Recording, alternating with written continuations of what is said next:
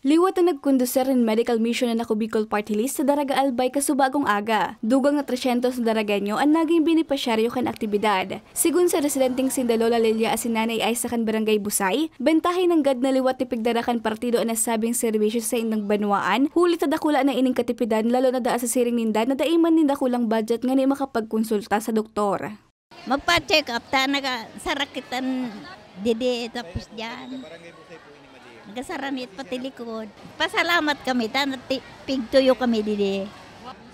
Ako nagpapasalamat man akong maray na nakadundidikan ako Bicol kay na grabing katabangan na libre sa napati. Ta kapag nagwapo kaya baga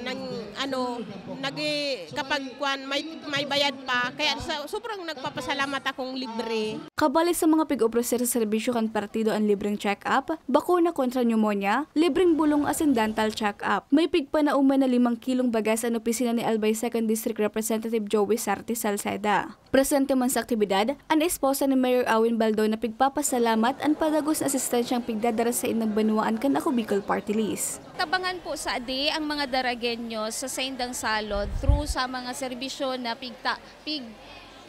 offer po sa Ako Bicol through this medical mission pariyusan usad na I think na dakulo na makatabang sa indadidi nga na isu libre po na vaccine kasi usually po ang vaccine po baga hindi yan available sa ubos, so maa-avail po nindaya to didi sa medical mission.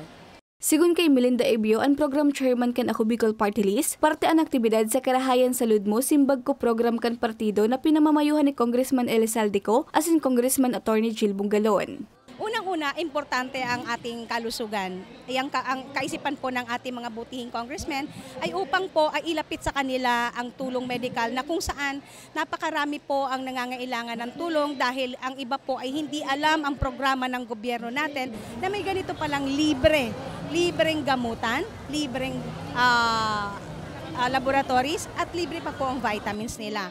Na ngayon po, sinisikap po ng ating mga butihing congressman na maibigay at ilapit sa kanila na hindi na po mahihirapan. Kumbaga ay hindi na nila kailangan pumunta mismo sa ospital, bagkus inilalapit natin sa kanila para mas mailapit dito yung mga talagang nangangailangan. Mientras tanto, ininaan ika 25 medical mission kan partido ngunya na taon. Para sa mga badatang tatak Bicol, Regine Bue.